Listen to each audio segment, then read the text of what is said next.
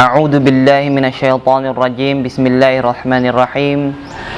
Subhanaka la ilma lana illa ma 'allamtana innaka antal alimul hakim. Assalamualaikum warahmatullahi wabarakatuh sa aking mga kapatid sa pananampalatayang Islam. So inshallah ay magbibigay po tayo ng isang reaction po doon sa isang kababayan nating Katoliko patungkol sa kanyang mga pinagsasabi. So panoorin po natin kung ano nga ba yung mga sinasabi niya at ano yung pinupoint niya. At atin pong titignan kung ito ba ay may katotohanan lahat ng kanyang sinabi. Inshallah, tara po at atin pong panoorin ang kanyang pahayag. Hi po sa mga kapatid ko sa pananampalataya, sa mga kapwa ko Katoliko. Hi po, makinig po tayo. Ito po ay sarili ko lamang opinyon, ha?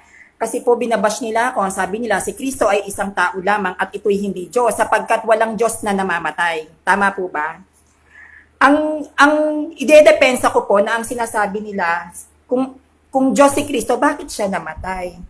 Oh, namatay si Kristo, pero nagawa din naman niyang mabuhay, di ba? Namatay si Kristo bilang tao, pero nagawa niyang buhayin ng sarili niya. Kayo po ba kaya niyong mamatay at babuhayin niyo ulit ang sarili ninyo? Ayun pa lang, isa pa lang. Okay. So, sabi niya dito ay namatay si Kristo, ngunit nagawa niya rin namang buhayin ang kanyang sarili. Tingnan natin kung binuhay nga ba talaga ni Jesus ang kanyang sarili. Tingnan natin, i-check natin sa Biblia kung ano ang sinasabi ng Biblia. Kung si Jesus ba binuhay niya ang kanyang sarili o merong bumuhay sa kanya. Okay? So, tingnan po natin sa Bible. Sa 1 Corinthians chapter 6 verse 14, ito po ang sinasabi. At muling binuhay ng Diyos ang Panginoon. At muling bubuhayin naman tayo sa pamamagitan ng kanyang kapangyarihan. So napakalinaw dito sa talatang ito na kung saan ay makikita natin sinabi, at muling binuhay ng Diyos ang Panginoon. At muling bubuhayin naman tayo sa pamamagitan ng kanyang kapangyarihan. So binuhay ng Diyos si Jesus. So ngayon siguro magtataka kayo, o Diyos siya, kasi Panginoon. So sa panahon pong yan, sa mga panahon pong iyan ay yung mga uso po dati, yung mga alipin o meron kang alipin na ang tawag mo sa yung amo ay Panginoon. So sa mga hari, ang tawag sa kanila ay Panginoon. Ngunit magkaganon pa man ang ating usapin dito, ay sinabi niya na binuhay ni Jesus ang kanyang sarili. Ngunit sa talatang ito ay malinaw na si Jesus ay binuhay ng Diyos at hindi niya binuhay ang kanyang sarili. Okay, pagpatuloy po natin.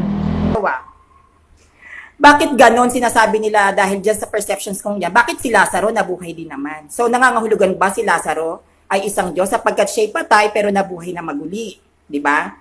Ang buhay ni Lazaro ay nanggaling kay Kristo. Binuhay ni Kristo si Lazaro, hindi po ba? Siya'y patay, pero siya'y nabuhay. Si Kristo po, walang bumuhay sa kanya. Siya mismo sa sarili niyang kakayanan, ang bumuhay sa sarili niya. Wala pong tao ang may kakayahang buhayin mo ang sarili mo pagtapos mong mamatay. Diyos lang ang nakakagawa nun. Kaya isa po yan sa katibayan ko na si Kristo ay Diyos. Ano pa po? Ang sabi dito sa 1:14 verse 6. Okay. Sabi dito, binuhay ni Jesus si Lazaro. Or ang buhay ni Lazaro ay galing kay Jesus. So tingnan natin kung may kakayanan nga ba si Jesus na bumuhay kung meron siyang sarili niyang kakayahan upang buhayin ang mga tao o magpagaling na may mga sakit. Ito po ang sinasabi sa Biblia sa John chapter 5 verse 30 to 31. Ito po ang sinasabi. Hindi ako makagagawa ng anuman sa aking sarili. So, napakalinaw. Hindi ako makagagawa ng anuman sa aking sarili. Humahatol ako ayon sa aking narinig, at ang hatol ko'y matuwid, sapagkat hindi ko pinaghahanap ang aking sariling kalooban, kundi ang kalooban niyaong nagsugo sa akin. Kung ako'y nagpapatotoo sa aking sarili, ang patotoo ko ay hindi makatotohanan. So napakalinaw po na sabi ni Jesus, hindi ako makagagawa ng ayon sa aking sarili. So, ibig sabihin, lahat ng ginagawa ni Jesus, yung pagbuhay niya ng patay, yung paggawa niya ng himala, yung pagpapatigil niya sa ulan, yung pagpapakain niya sa mga tao, based on the Bible, lahat po ito ay hindi ayon sa kanyang sarili. Ito po ay ayon sa kalooban ng Diyos na nagsugo sa kanya. So, ipagpatuloy po natin. Ang sabi dito sa 1:14 verse 6, sumagot si Jesus, ako ang daan, ang katotohanan at ang buhay. Walang makakapunta sa Ama kundi sa pamamagitan ko. So, ginamit niya yung John chapter 14 verse 6. No, basahin natin yung John chapter 14 verse 6. Sinabi sa kanya ni Jesus, ako ang daan, ang katotohanan at ang buhay. Sino man ay hindi makaparoroon sa Ama kundi sa pamamagitan ko. So ito yung ginagamit niya upang sabihin na si Jesus ang daan ng buhay para mabuhay ang isang tao, or si Jesus ang Diyos dahil siya ang daan, siya ang katotohanan, siya ang buhay. Ngayon, kung si Jesus lamang ang daan, ang katotohanan at ang buhay, papaano po yung mga tao before Jesus Christ? Papaano po naman yung tao na nabuhay bago si Jesus? Katotohanan po na lahat ng propeta ay daan, katotohanan at buhay. Si Moses ang naging daan sa mga Israelita para sila ay makaluwas ng Ehipto. Siya ang naging katotohanan galing sa Diyos ng mga salita, ipinapahayag niya sa mga tao, sa kanya galing ang katotohanan at siya ang buhay. Dahil sa pagsunod sa kanya ng mga tao, nagkaroon sila ng buhay na walang hanggan. Okay? Lahat po ng propeta ay katotohanan, daan at buhay. Sapagkat sila po ang ginamit ng Diyos upang maging katotohanan, upang maging daan, upang maging buhay. Okay? So, ipagpatuloy po natin ang kanyang mga sinasabi. Tignan nyo, si Lazaro ay nabuhay na kailangan pa si Kristo. Pero si Kristo ay nabuhay dahil sa kanyang kakayahan bilang siya'y tunay na Diyos. Paano ko nasabi?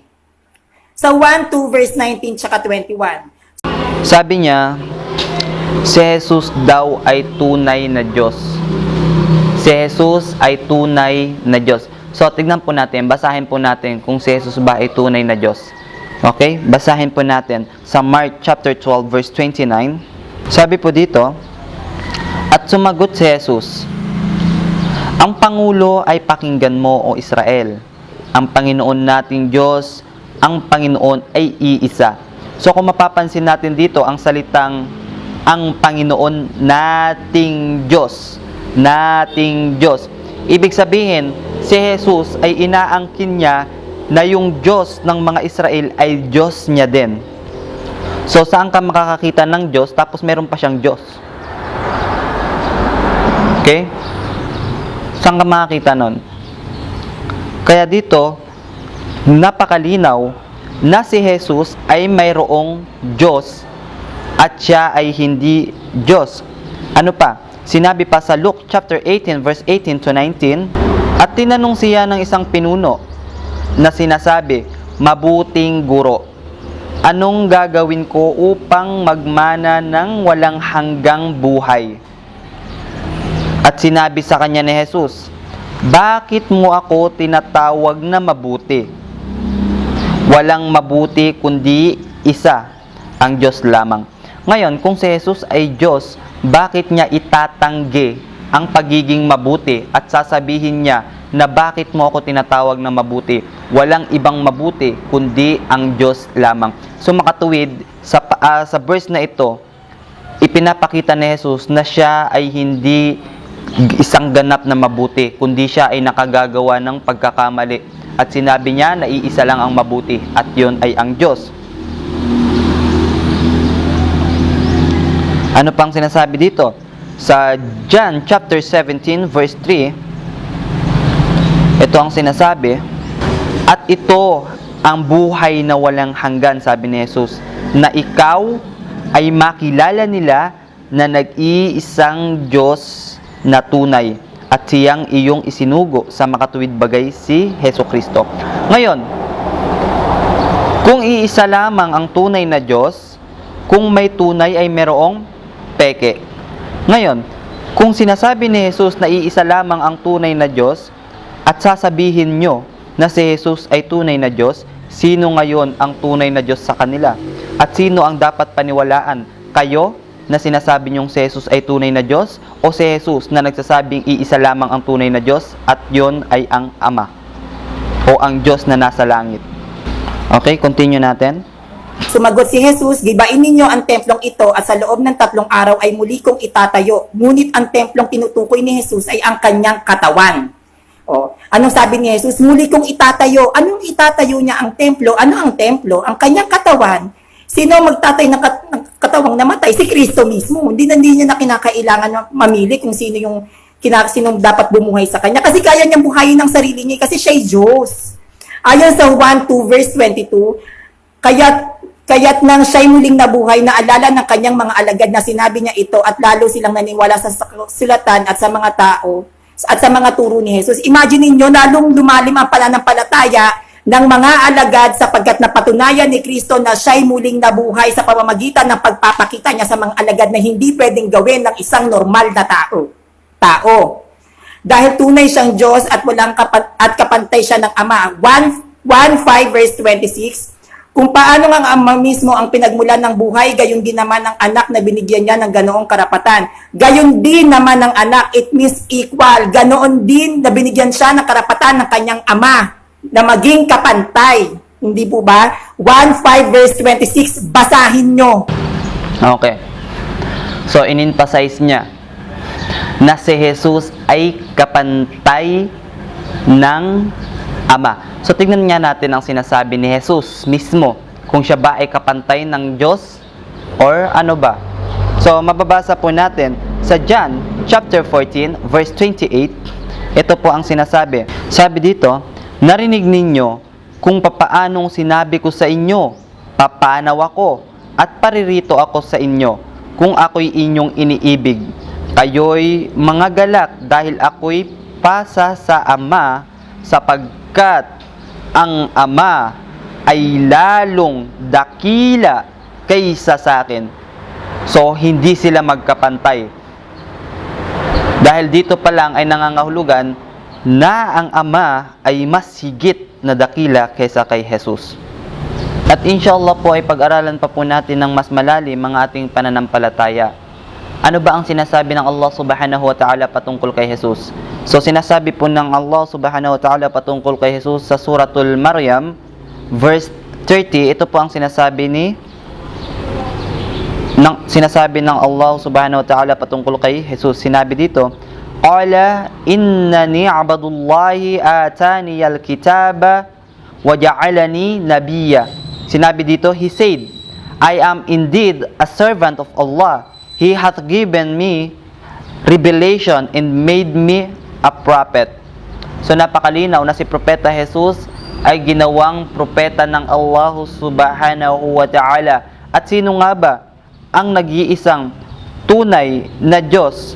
Sinabi po ng Allah subhanahu wa ta'ala, ang Allah subhanahu wa ta'ala po ay nagpakilala sa marangal na Quran, chapter 20 verse 14. Ito po ang sinasabi ng Allah subhanahu wa ta'ala. Sabi niya, Innani anallahu la ilaha illa ana fa'budni wa aqimis salata lidhikri. Sinabi niya, verily, I am Allah, there is no God but I. So serve thou me only and establish regular prayer and celebrating my praise. So napakalinaw dito na sinabi ng Allah na siya lamang ang Panginoon at si Jesus ay kanya lamang sugo. So ano ba ang katangian ng Allah subhanahu wa ta'ala?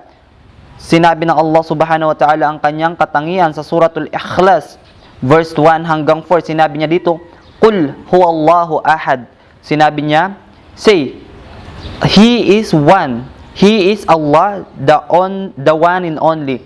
So ang katangian dito ng Allah, siya ay nag-iisa. Pangalawa, Allahu Samad. Allah, the eternal absolute. Pangatlong katangian ng Allah subhanahu wa ta'ala, lam yalid wa lam yulad. Sabi dito, He beget not, nor He begotten. Pang-apat, walam yakul lahu kufuwan ahad. There is none like unto him. At sa kanya ay wala mang maihahalin tulad. So, ito po ang tunay na Diyos. Nag-iisa, walang pangangailangan, hindi ipinanganak at hindi nagkaanak at walang anuman sa kanya ay maihahalin tulad. So, inshallah mga kapatid sa pananampalatayang Islam at sa amin pa pong mga kapatid na mga kababayan namin mga Kristiyano sa iba't ibang dimension ng relihiyong Kristyanismo, inshallah po ay pag-aralan nyo po ito at tanggapin nyo po yung katotohanan sa likod po ng mga kamalian ng inyo pong mga aral, inshallah. So muli, maraming salamat. Assalamualaikum warahmatullahi wabarakatuh.